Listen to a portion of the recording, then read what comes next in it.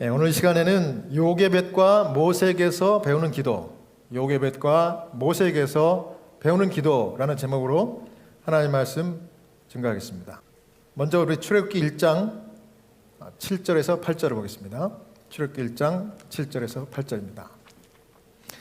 이스라엘 자손은 생육하고 불어나 번성하고 매우 강하여 온 땅에 가득하게 되었더라. 요셉을 알지 못하는 새 왕이 일어나 애굽을 다스리더니. 요게벳과 모세의 이야기를 통해서 우리가 배우는 기도에 관한 세 가지가 있습니다. 첫 번째 교훈은 어떠한 위급한 상황에서도 기도는 전능하신 하나님이 들으신다. 우리 다 같이 큰 글자만 한번 다시 읽어볼까요? 시작. 기도는 전능하신 하나님이 들으신다. 아멘. 자, 기도는 누가 들으신다고요? 그냥 하나님이 아니고 전능하신 하나님. 또 제가 조그맣게 가로 해놓고 거기다 써놨죠? 어떨 때? 그냥 위급한 상황이 아니고 뭐라고요? 어떠한 위급한 상황에도. 그 얘기는 모든 위급한 상황에도 그 순간 드리는 기도는 전능하신 하나님이 뭐 하신다고요? 들으신다. 아멘. 네. 저는 이것을 진짜 믿습니다. 네. 요셉과 이 바로 왕이 살아있을 동안에는 애굽에 들어갔던 야곱의 자손들이 하나님의 특별한 특혜와 축복을 누렸어요. 어떤 특혜를 누렸을까요? 이때는 이 가나안이 기근이 있었어요. 흉년이 있어가지고 먹을 것이 없었기 때문에 곡식이 풍부한 애굽으로 이주한 거예요. 그래서 외국인으로서 이 야곱의 자손들이 들어갔습니다. 애굽에. 그런데 그 애굽에서 하나님이 축복하셔가지고 이 야곱의 자손들은 특혜를 누렸어요. 어떤 특혜인가 하면 거주할 특별한 땅을 무료로, 무상으로 받았고, 뿐만 아니라 tax exemption, 뭐예요? 세금 면제를 받았어요. 네. 뿐만 아니라 공산주의 국가도 아니었는데 그때 이미 야곱의 자손들 히브리 민족만큼은 애굽에서 무료 급식을 받았어요. 원하는 만큼 요셉의 창고에 있는 곡식들을 언제든지 마음껏 돈 안 내고 제공받을 수 있었어요. 왜 그러면 이런 특혜를 누렸을까요? 요셉을 잘 아는 바로 왕의 특별한 제거가 있었기 때문에 그랬습니다. 왜냐하면 그때 당시에 다른 모든 주변 국가들은 가나안 땅을 포함해서 다 흉년이 돼가지고 나라가 다 파멸했지만 하나님을 섬기는 이 요셉의 이 제안을 받아서 풍년이 왔을 때 그 잉여 곡식들을 창고를 크게 넓혀가지고 다 쟁여놓고 그 다음에 정말 극심한 이 기근이 왔을 때 이제 그 곡식을 이렇게 풀어줌으로 이 애굽 이 국가만큼은 정말 파멸하지 않고 잘 유지가 됐고 유지될 뿐만 아니라 점점 더 부흥하고 성장했습니다. 다 이게 누구의 은총이라는 것을 누가 인정한 거예요? 애굽 왕 바로가 창조주 하나님 요셉이 믿는 그 하나님을 인정한 거예요. 그래서 얼마나 고맙습니까? 이 나라의 이 공신 아닙니까? 그리고 그 가족들 아니에요? 야곱의 자손들이. 그래서 특별한 지역, 제일 좋은 노른자 땅을 주고 거기서 무료로 텍스도 안 받고 아주 잘 살게 그렇게 했습니다. 그렇게 하니까 온 땅에 제가 아까 읽었지만 이 이스라엘 자손들이 생육하고 번성해서 온 땅에 가득했어요. 하나님 복 주신 거예요. 반면에 곡식이 창고에 가득 있었어도 이 나머지 애굽 이 본토인들 애굽 사람들은 어떻게 살아야 했을까요? 세금을 받았습니다. 어떻게 했는가 하면 이제 먹을 것이 없으니까 애굽 사람, 애굽의 이 시민이지만 애굽 사람들은 돈을 내고 곡식을 사야 됐어요. 그래서 돈이 다 떨어지니까 나중에는 가축과 자기가 가지고 있는 토지까지 나라에다가 다 담보로 잡혀놓고, 그리고 곡식을 먹다가 이제 그거를 다 이제 팔아 넘기면 나라에서 소작을 할 수 있는 땅을 줬어요, 애굽 사람들한테. 마치 그 공산주의 국가처럼, 사회주의 국가처럼 그렇게 했던 것 같아요. 근데 애굽 사람들에게는 그렇게 해서 땅을 이렇게 준 다음에 그걸 가지고 잘 활용을 해가지고 뭐 농사를 짓고 이렇게 하면은 거기서 나오는 수확의 1년에 한 번씩 세금을 내겠는데 5분의 1에 해당하는 그 수확물을 다시 국가에 바치는 그런 일을 했어요. 그러면서 반노예로 이렇게 애굽 사람들을 통치한 겁니다. 그런데 여러분, 세월 앞에 장사 없다고 요셉이 이제 죽었어요. 또 요셉을 그렇게 총애했던 바로왕도 죽었어요. 하나님을 두려워하던 바로왕도 죽고 요셉도 죽으니까 세상이 하루아침에 새로운 바로왕이 등극을 하면서 완전히 다른 세상이 되어버렸어요. 출애굽기 1장 9절입니다. 그가 그 백성에게 이르되 이 백성 이스라엘 자손이 우리보다 많고 강하도다. 똑같은 하늘, 똑같은 애굽 땅이었지만 통치자 한 사람 바뀐 바람에 갑자기 이 특혜를 누렸던 이스라엘 백성들, 야곱의 자손들이 이제 어려움에 봉착하게 되었습니다. 위기가 온 거예요. 왜냐하면 새로 등극한 바로 왕은 요셉을 알지 못하는 왕이었다.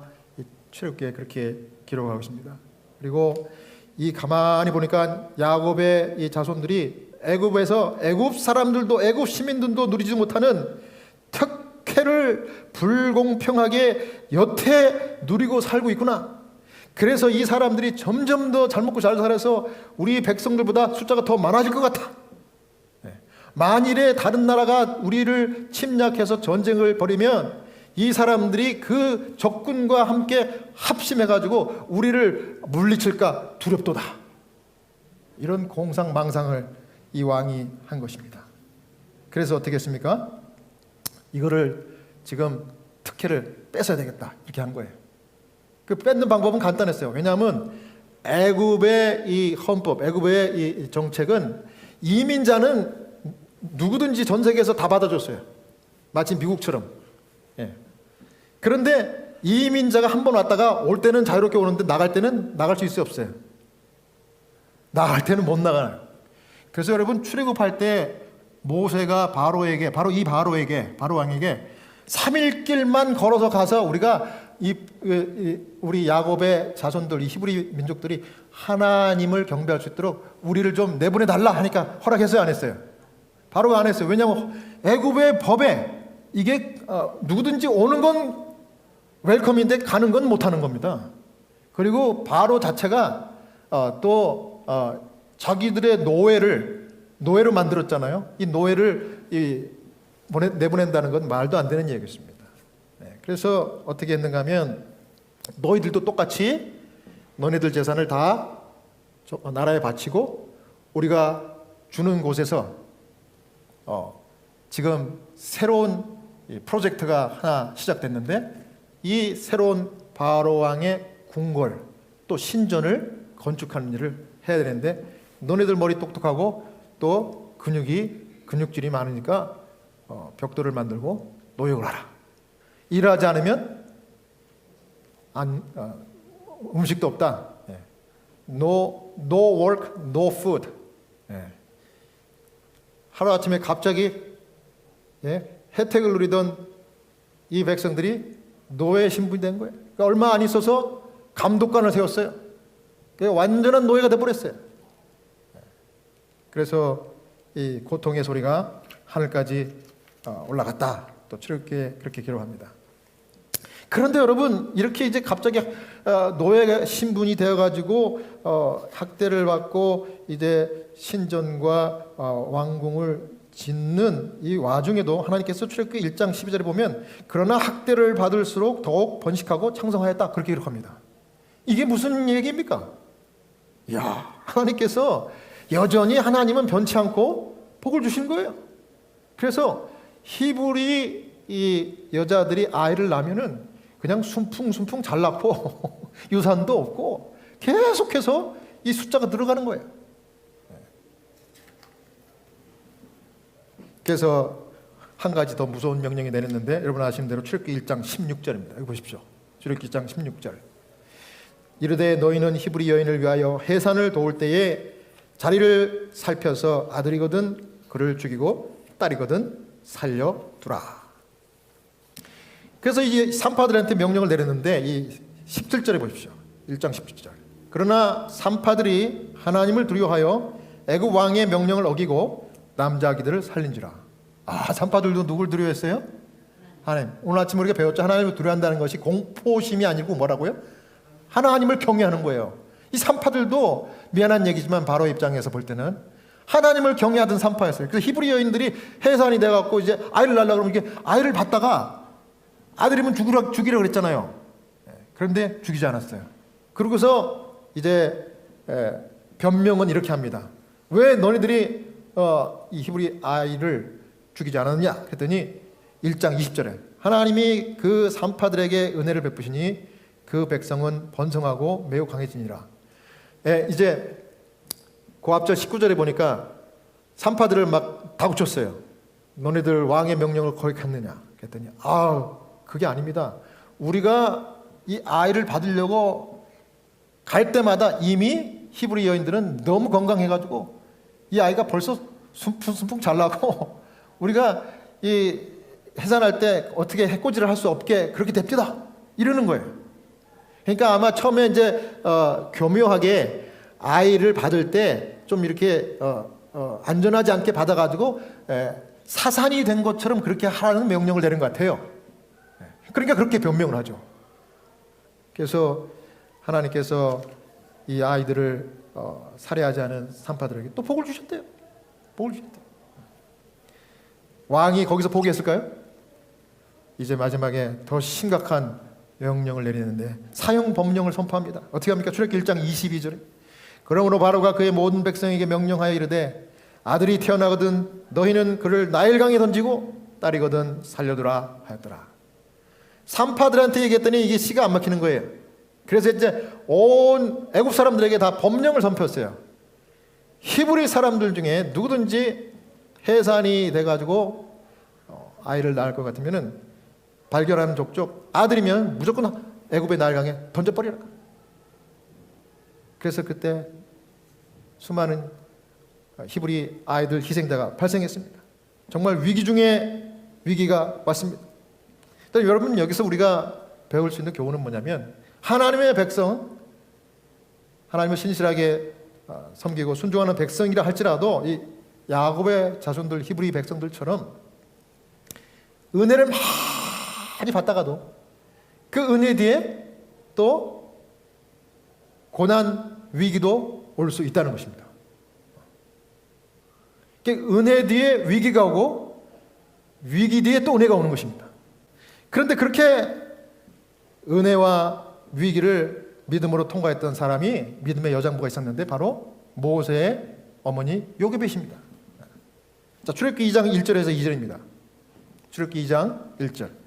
레위 가족 중 한 사람이 가서 레위 여자에게 장가들어 그 여자가 임신하여 아들을 낳으니 그가 잘생긴 것을 보고 석 달 동안 숨겼으나. 여러분 다 아시는 얘기죠? 그 다음에 출애굽기 2장 9절에서 10절입니다.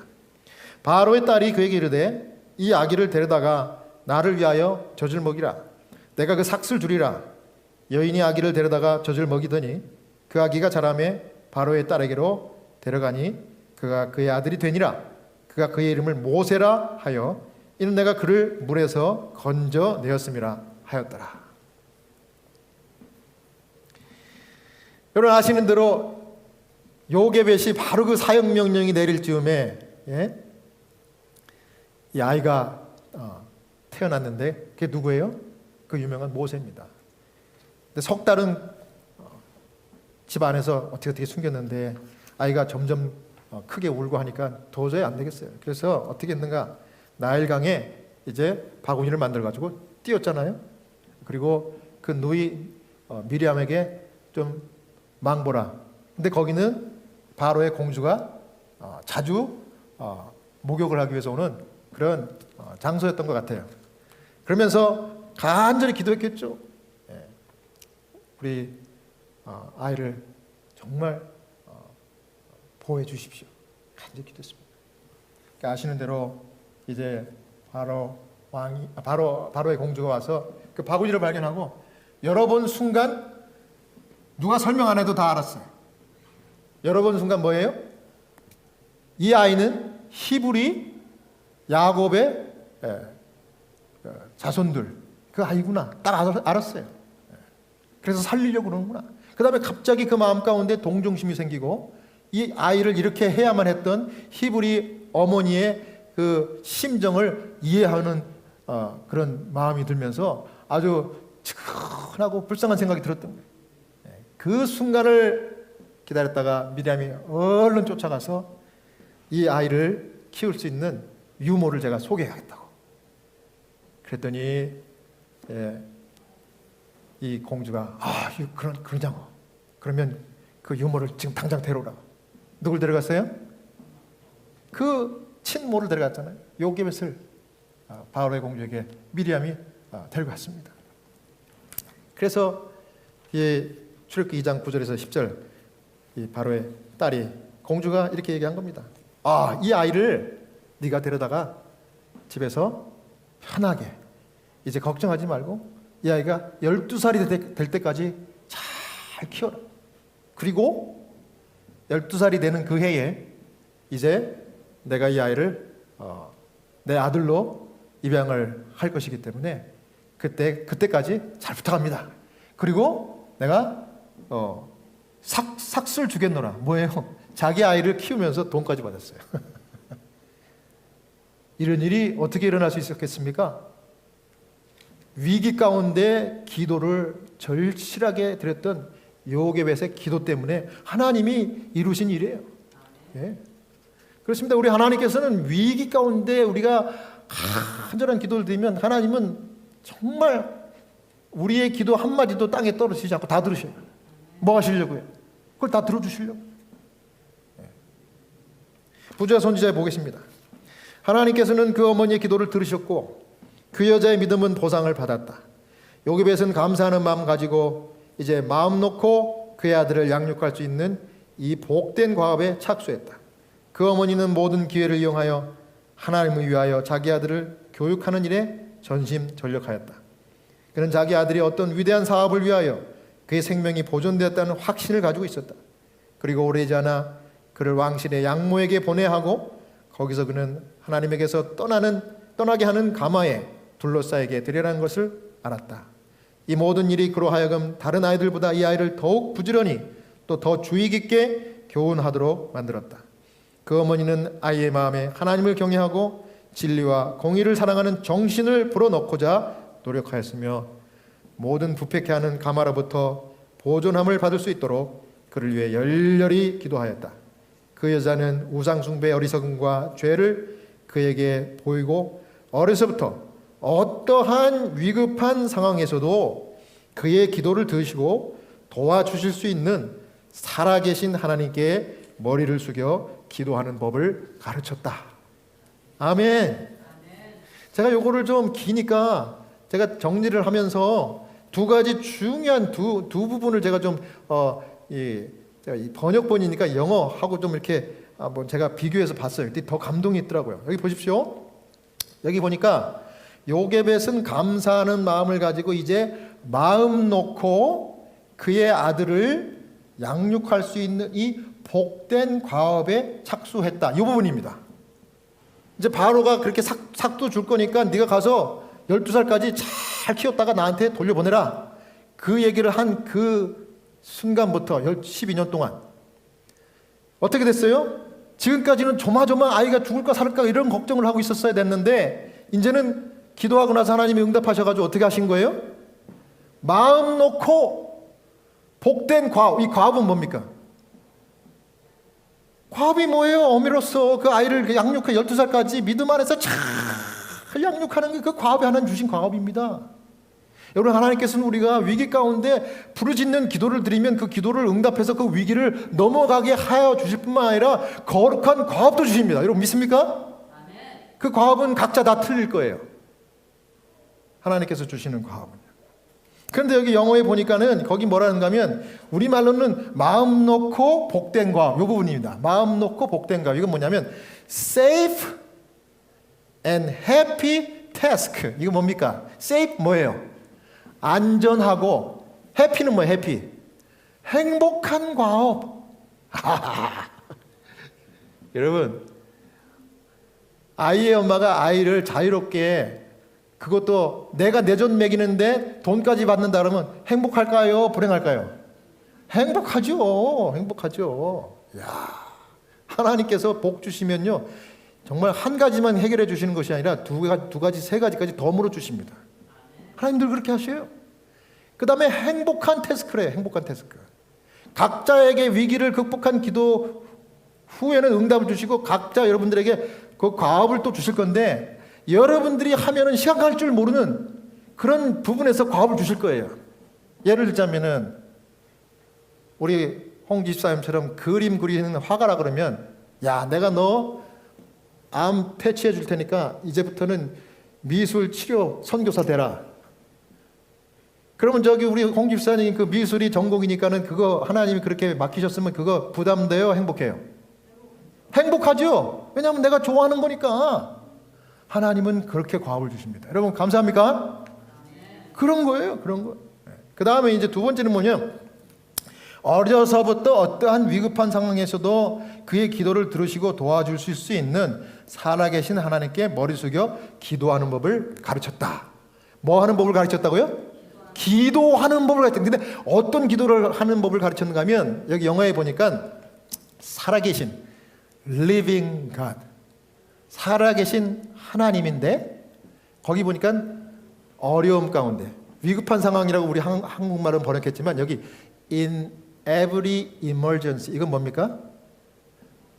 우리가 이 땅에 사는 동안 만날 수 있는 크고 작은 모든 위기 중에 우리가 살아계신 하나님께 기도드리면 그 하나님은 무슨 하나님이에요? Alone could hear him and help him. 이건 뭡니까? 하나님 홀로 그 기도를 들어주시고 또 그 기도한 사람을 도와줄 수 있는 하나님이 모든 위기 가운데서 드린 기도를 듣고 도와주신대요. 와, 정말 감사하죠? 네. 저는 이걸 믿어요. 개인적으로 정말 믿습니다. 제가 호스피스 사역을 지금 13년째 하면서 제가 기도해달라고 요청하면 제가 무조건 기도합니다. 기도 몇 번 했는지 카운트한다 그러면 돌아가신 분만 600명이니까 예? 기도는 뭐 몇천 번 했겠죠. 예? 진짜 그렇게 했습니다. 기도하면요, 하나님께서 기적 같은 역사. 여러분, 호스피스 환자를 위해서, 또 호스피스 환자가 같이 기도하는 것은 평안할 때 기도예요? 위기 가운데 기도예요? 위기 가운데 기도입니다. 가족이 요청했건 환자가 요청했건 제가 기도해드리면요, 기적이에요. 정말 기적 같은 일이네요. 제가 지난번 말씀드렸죠? 여러분, 비행기가 하늘에서 쫙 대서양 그 버하마 뭡니까? 야, 버뮤다 삼각지대 그 기상이 안 좋은 곳을 그 4명 타는 세스나 그 비행기가 쫙 가는데, 오빠 부부하고 자기 남편하고 4명이서 탁 가는데, 이 여자가 가다가 갑자기 기체가 흔들리더니 오빠가 운전을 하다가 비행기를 이렇게 하다가 갑자기 비행기가 추락하는 거예요. 여러분 그랬죠? 비행기가 공중에 날다가 바닷속으로 떨어지면 생존 확률 몇 프로라고요? 0%입니다. 다 죽을 거예요. 그런데 그 떨어질 때 그 위기 가운데 5초 기도했어요. 5초 기도. 그 동생, 그 뒤에 앉았던 동생, 옆에는 남편이 앉고 앞에는 오빠 부부가 앉고, 오빠는 비행기를 조종하고, 비행기가 추락한다는 걸 알고 이제 죽겠다 싶은 거예요. 그래갖고 하나님께 기도했습니다. 하나님, 나 살려주세요. 나 살려주면 평생을 초콜릿 손도 안 대겠습니다. 이랬거든요. 아마 어머니가 이 어린아이를 초콜릿 먹으면 이빨 썩으니까 초콜릿 먹을 때마다 떼찌 하면서 초콜릿 먹지 말라고 그렇게 했던 것 같아요. 죄책감. 근데 자기는 너무 초콜릿, I was a chocoholic 그러더라고요. 근데 하나님 나 살려주시면 초콜릿 안 먹겠습니다. 비행기가 추락하면서 자기 안전벨트만 팍 풀려가지고 두동강이 나면서 그 후미에 자기가 실려가지고 탁 튕겨져 나가면서 거기 그 후미가 부유물처럼 붕붕 떴대요. 자기 남편과 오빠 부부는 그대로 수장하고 거기서 즉사했어요. 4시간 동안 부유물을 잡고 내셔널 가드가 올 때까지 있었는데 거기 상어떼가 바글바글했대요. 기체에서 떨어져 나갔고 산 것도 기적이지만 4시간 동안 상어밥이 안 된 것도 기적이랍니다. 살아나가지고 하나님께 너무 감사하고 초콜릿 그 이후로 이분이 95살에 돌아가셨는데 호스피스 저한테 케어받아야 돼요. 나 초콜릿 never ever touch 약속 지켰어요. 근데 하나님이 무슨 과업을 주셨는가 하면 오빠 아들 4명, 자기 아이들 4명, 8명이죠. 그 다음에 재혼해가지고 들어온 자녀들 7명, 다 몇 명이에요? 15명을 혼자 다 키웠대요. 기도하면서 전업주부로. 그래서 어머니를 우리 호스피스 케어 받겠다고 저희 호스피스 병동에 왔을 때 어머니가 앉아있는데 15명의 자녀들이 왔어요. 그게 그렇게 된 겁니다. 95세 돌아가셨어요. 이거 하나님께서 위기 중에 기도 들으신 겁니다. 저는 믿어요. 그 다음에 또 어떤 일이 났어요? 죽어가던 자기가 죽어가는 호스피스 환자예요. 이 pulmonary fibrosis pulmonary disease 이건 뭐냐면 이 폐가 기능을 못 해갖고 쪼그라들어갖고 산소호흡기 차고 나중에는 그냥 죽는 불치병이에요. 그런데 그 어머니가 아침에 전화했어요.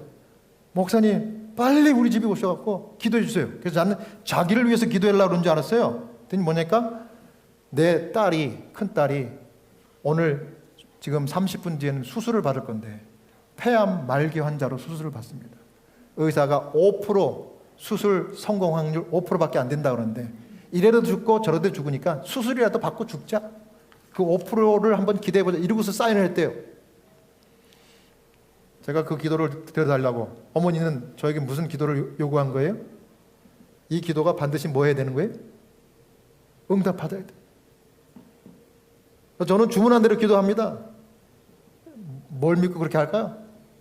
하나님 믿고 하는 거지 뭐. 그래서 기도했어요. 5% 확률이 들어갔어요. 살아났어요. 성공적으로 수술 받았어요. 이걸 보고 감동을 받아가지고 누가 감동을 받았는가 하면 그 남편 옆에서 그걸 다 보고 있었던 남편이 저에게 목사님 믿는 하나님 나도 믿고 내가 침례 받았으면 소원이 없겠습니다. 자기가 나한테 침례 해달라요. 그래서 내가 침례 줬어요. 그리고 장례식은 목사님이 반드시 말씀 주셔야 됩니다. 그래갖고 이 와이프가 돌아가실 때, 이 어머니가 돌아가실 때 장례식 갔는데 제일 앞자리에 기적같이 살아난 그 큰딸이 앉아있고 작은딸 옆에 앉아있고 그거 보고 침례받은 남편이 옆에 앉아서 할렐루야 아멘 그런 축복된 장례식을 제가 인도했어요. 그 기적 아닙니까? 진짜 기적은 여러분 자신이 개인적으로 체험한 그 위기 가운데 기도응답 기적 아니겠습니까? 저도 38년 전에 목회자가 되기 위해서 한국에 있는 신학대학에 이제 합격을 했는데 그때 당시만 해도 입학 등록금이 있었어요. 지금은 한국의 입학 등록금이 이제 없어졌다고 하는 것 같은데 입학 등록금을 없어가지고 왜냐하면 우리 형도 그때 당시 대학생이었고 저도 이제 또 대학을 들어가니까 그 가난한 집안에서 둘을 어떻게 다 공부를 시킵니까? 근데 등록금 안 내면 입학이 취소된대요. 근데 여기저기 구하려고 돌아다녀봤는데 돈을 구할 수가 없어요. 근데 어머니가 울면서 하나님, 우리 둘째가 입학 등록금이 없어서 이거 취소되면 하나님 손해입니다. 하나님 입학 등록금 좀 꼭 좀 마련해 주셔서 오늘 마감인데 오후 5시 전까지 꼭 입학 등록금 좀 마련해 주십시오. 제가 사방팔방에 다 내가 요청을 해봤지만 한 군데도 제가 이 도움을 못 받았습니다. 하나님 도와주십시오. 울면서 기도하셨대요. 그런데 갑자기 어떤 분에게 전화가 왔어요. 빨리 학교로 오래요. 서무과로 오래요. 그 기도 끝나자마자 학교 서무과로 오래요. 그 서무과 가면 거기서 이제 돈도 내고 하잖아요. 거기 재무부도 같이 있으니까 입학 등록금을 내라고 독촉하는 전화인 줄 알았고 돈 없는데요. 그랬대요. 그랬더니 그게 아니고 그 이번에 합격한 성복락 학생의 어머님 맞으시죠? 그러는 거예요. 예, 제가 맞는데요. 빨리 오세요. 빨리 우리 재무실 여기 빨리 오시라고. 왜요? 돈 없는데. 걱정하지 말고 오시래요. 그게 갔대요. 갔더니 거기 서무과, 재무과 옆에 서무과에서 일하던 우리하고 전혀 인맥도 관계도 없던 한 직원이 자기 사무실로 우리 어머니를 다 오시라고 그러더니 자, 우리 성복락 학생, 신학과 입학한 이 학생 입학금을 제 장모님께서 그 성복락 학생의 어머님에게 요거 전해드리라고 해서 제가 바로 제 월급을 며칠 전에 탔는데 그거 그대로 드립니다. 이거 등록금 쓰십시오. 여러분, 입학 등록금을 내는 그곳에서 받았다는 게 말이 됩니까? 저는 그걸 지금까지도 잊지 않고 너무 감사하게 생각합니다. 물론 나중에 하나님께서 또 그 돈을 다 갚게 해주셨지만은 이거 하나님 주신 돈이에요. 그 학교에서 그 직원이 학생에게 돈을 주었어요. 만약에 그 돈을 구하지 못했다 그러면 저는 목회자가 안 됐을 수도 있다고. 그러니까 이게 거저된 이게 하나님께서 저를 그냥 그렇게 만들어 주신 거예요. 그러니까 제가 딴 생각할 수 있겠어요, 없겠어요? 못합니다. 위기 가운데, 절박한 가운데 기도를 응답하시는 하나님이에요. 그 외에도 너무너무 많은 일들이 많아요. 요게벳은 감사하는 마음으로, 정말 행복한 마음으로 모세를 잘 양육했고 기도하는 마음으로 12살이 되기 전까지 바로의 궁전에 그 우상 숭배에 빠지지 않게 아주 철저한 신앙 교육시키고, 특별히 기도, 모든 위기 순간에 기도를 들으시는 하나님에 대해서 아주 철저하게 기도하는 법을 가르쳐줬대요. 그래서 여러분, 왜 모세가 그렇게 위대한 지도자가 됐어요? 그 어머니에게서 뭐 하는 법을 배웠다는 거예요? 기도하는 법을 배웠어요. 그러니까 모세는 출애굽 이후에 백성들의 원망을 들을 때마다 무조건적으로 하나님 앞에 나가서 기도했어요. 하나님이 분노해가지고 내 이 백성들을 다 싸그리 내가 멸망시키고 2세, 애굽에서 나오지 않은 2세들, 여기 광야에서 태어난 2세들을 가지고 너를 중심으로 이 가나안 땅에 인도하겠다. 이렇게까지 얘기했어요. 너무 백성들이 반역을 잘하고 불평을 많이 하니까. 그랬더니 모세가 뭐라 그래요? 하나님께 탄원하듯이 기도하면서, 하나님, 차라리 내 이름을 생명책에서 지어주는 한이 있더라도 이 백성들은 살리셔야 합니다. 여러분, 이 기도 누구한테 배웠을까요? 엄마한테. 엄마가 어떻게 기도했을까요? 하나님, 내 생명을 가져가시고 대신 누굴 살려주시오? 모세, 내 아들 살려주십시오. 그거 배운 거예요. 사랑하는 여러분, 모든 위기 가운데 기도를 들으시고 응답하시는 우리 하나님께 맡기시고, 여러분 고난을 통과하고 하나님께 영광 돌리는 신실한 성도들 되시기 바랍니다. 그다음 두 번째로, 이 기도는 이제 모세를 통하여 배우는 기도입니다. 기도는 전능하신 하나님만을 의지하는 것입니다. 여기 작은 글씨에 보니까 인간의 힘과 지혜를 의지하는 것이 아니라 기도를 통해서 누구를 의지하는 거예요? 하나님만, 전능한 하나님만을 섬기는 것입니다. 출애굽기 2장 14절에 보니까 누가 너를 우리의 주제와 법관을 삼았느냐? 내가 애굽 사람을 죽임같이 나도 죽이려느냐? 모세가 이제 나이 40이 됐습니다. 애굽에서 정말 애굽의 후계자 차기 왕이 될 그 모든 수업을 다 받고 교육을 다 받았어요. 그런데 그 마음 가운데는 12년 동안 어머니가 가르쳐준 무슨 사상이 있는 거예요? 하나님을 섬기는 그런 하나님 히브리 사상이 거기 자리 잡고 있는 겁니다. 그래서 장차 내가 이 애굽을 인도할 사람이 아니라 이 애굽에서 노예 생활하는 이 불쌍한 우리 민족들을 이끌고 나갈 지도자가 될 것이다.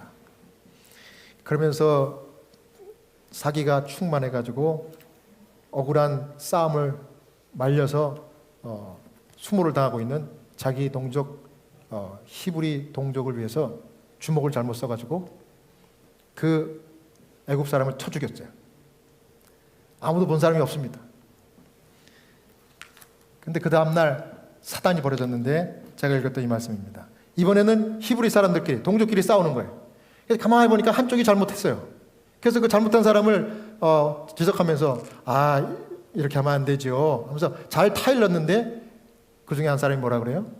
아무도 모를 줄 알았는데 누가 당신 보러 우리 싸우는 싸움을 말리는 그런 사람으로 세웠습니까? 어제 당신이 그런 것처럼 우리 중에 한 사람을 오늘 때려 죽이려고 또 왔습니까? 이런 말을 하는 거예요. 모세가 놀래가지고 자기의 신변의 위기를 느끼고 아라비아 광야로 피신한 겁니다. 그래갖고 광야 생활을 40년 거기서 한 거예요. 바로 왕이 이 모세야말로 이 새끼 호랑이를 키웠구나. 이 모세가 내 딸이 부탁을 해서 이렇게 혜택을 베풀어 줬더니 야, 참 나도 모르는 사이에 이렇게 사단을 다 버리는구나. 부자 선자 247페이지입니다. 그래서 이제 광야에서 이 모세가 배운 교훈이 이렇습니다. 모세는 아직 위대한 그의 사업을 성취할 준비가 되어 있지 않았다. 그는 아브라함과 야곱이 배운 동일한 믿음의 교훈, 하나님의 약속의 성취를 위하여는 인간의 힘이나 지혜를 의지하지 말고 그분의 능력에 의지할 것을 배워야 했다. 그리고 한적한 산중에서 모세가 배워야 할 다른 교훈들도 있었다. 극기와 고난의 학교에서 그는 인내와 감정을 조절하는 것을 배웠다. 현명하게 다스릴 수 있기 전에 그는 순종하기를 배워야 했다. 그가 이스라엘 백성에게 하나님의 뜻을 가르치기 전에 그 자신의 마음이 그분과 완전히 조화되어야 하였다. 자신의 경험으로 그는 장차 그의 도움을 필요로 하게 될 모든 사람들을 자애로운 아버지같이 돌볼 수 있도록 준비되어야 하였다. 광야에서 3가지 배웠습니다. 정리했습니다. 모세가 배운 3가지는 의지할 사람이 인간이 아니고 하나님이라는 사실을, 하나님의 능력이라는 사실을 배웠고요. 2번째는 인내와 감정 조절하는 법을 배웠습니다. 그 다음 마지막으로 자애로운 아비의 심정으로 모든 사람들을 끌어안을 그런 지도자의 자격을 갖추는 그 훈련을 광야에서 배웠습니다. 그 다음에 이것을 배우기 위해서 모세가 기도 많이 했어요. 근데 40년 동안 밤낮으로 기도했다고 그랬습니다. 부자손자에 다시 봅니다. 세월이 흘러감에 따라 모세는 양떼를 몰고 이 한적한 곳으로 이리저리 다니면서 압박받는 그의 백성들의 형편에 대하여 깊이 생각하고 그 조상들을 인도하신 하나님의 손길과 선민의 유업에 대한 약속들을 하나하나 헤아려 보면서 밤낮으로 이스라엘 백성 위하여 기도드렸다. 하늘의 천사들은 그의 주위에 그들의 빛을 비춰주었다. 여기서 그는 성령의 감동하심을 입어 창세기를 기록하였다. 적막한 황야에서 보낸 오랜 세월은 모세와 그의 백성뿐 아니라 그 후 계속된 모든 시대를 통하여 이 세상에 풍성한 축복이 되었다. 40년 동안 아무것도 없는 곳에서 기도 많이 했어요. 그래서 이 4가지를 여기 기도를 통해서 얻게 되었습니다. 첫 번째는 천사들이 기도하는 모세 주위에 빛을 비춰줬다 그랬습니다. 2번째는 성령의 감동하심을 입었고요. 그 다음에 그 결과로 창세기를 기록했기 때문에 이 창세기를 읽는 사람들마다 모든 시대를 통해서 세상에 풍성한 축복을 내리게 하나님이 섭리하셨습니다. 여러분, 우리가 모세처럼 기도하면 하나님의 천사가 우리의 갈 길 또 사람들을 만나게 하시고 성령께서 감동 주셔가지고 이와 같은 축복된 인생이 되게 하시는 것입니다. 그다음 마지막으로 모세를 통해서 배우는 기도는 전능하신 하나님의 보호를 받는 것이 우리의 신실한 기도입니다. 근데 여기 보니까 작은 글씨로 율법을 무시하지 않는 기도라 그렇게 토를 달았습니다. 자, 그래서 출애굽기 4장 25절에 보니까 십보라가 돌칸을 가져다가 그 아들의 포피를 베어 그의 발에 갖다 대며 이르되 당신은 참으로 내게 피난편이로다 하니. 이게 무슨 일인가 하면 이제 모세가 순종하고 이제 십보라와 두 아들을 데리고 가족들과 함께 애굽으로 이제 가는 겁니다. 하나님의 명령에 이제 순종하기 위해서. 근데 가는데 갑자기 천사가 나타나고 그 모세를 막 잡아 죽일 듯이 그냥 막 이렇게 괴롭히는 거예요. 그래서 십보라가 그 아내가 보니까 내가 하나님의 말씀에 순종 안 한 그 죄 때문에 그랬구나. 그래서 당장 칼을 꺼내가지고 그 자기 작은 아들은 할례를 안 받았거든요. 그 작은 아들을 직접 그 어미가 그 할례를 했어요. 그러니까 모세가 천사가 떠나고 안전해진 겁니다. 이게 무슨 일인가 하면 모세는 이 두 아들이 있었는데 하나는 여기 큰 아들 게르솜이고 둘째 아들은 엘리에셀입니다. 근데 게르솜은 창세기 여기 17장 10절에 보면 할례를 하나님의 아브라함의 그 규례를 따라서 할례를 베풀었는데 둘째 아들 엘리에셀은 그냥 넘어갔어요. 왜 그랬을까요? 이 십보라가 이 할례의 그 중요성을 간과하고 그 정해진 때에 남편의 뜻에 저항을 했습니다. 이 어린아이를 왜 그렇게 고통을 주냐고 말이지. 할례 안 봐도 된다고. 이렇게 된 거예요. 그래서 모세가 할례를 못했어요. 이 아들을, 작은 아들을. 그런데 하나님께서 그 밤에 모세에게 천사를 보내가지고 그렇게 한 겁니다. 그래서 남편의 목숨을 구하기 위해서 십보라가 자기가 스스로 이 작은 아들의 표피를 뺐어요. 여러분 잠언 28장 9절에 보면 사람이 귀를 돌이키고 율법을 듣지 않냐면 그 기도도 뭐하니라? 가증하니라. 여러분 그렇습니다.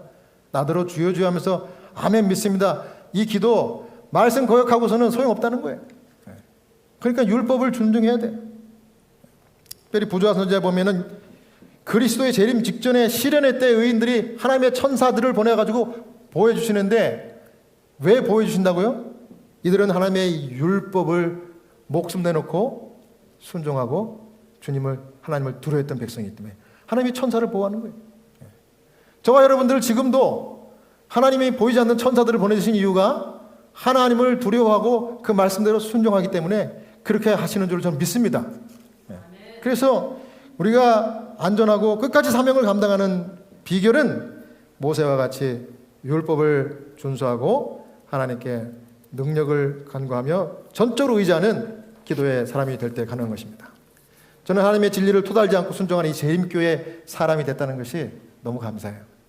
요한계시록 14장 12절에 성도들의 인내가 여기 있나니 저희는 하나님의 계명과 예수 믿음을 지키는 자니라.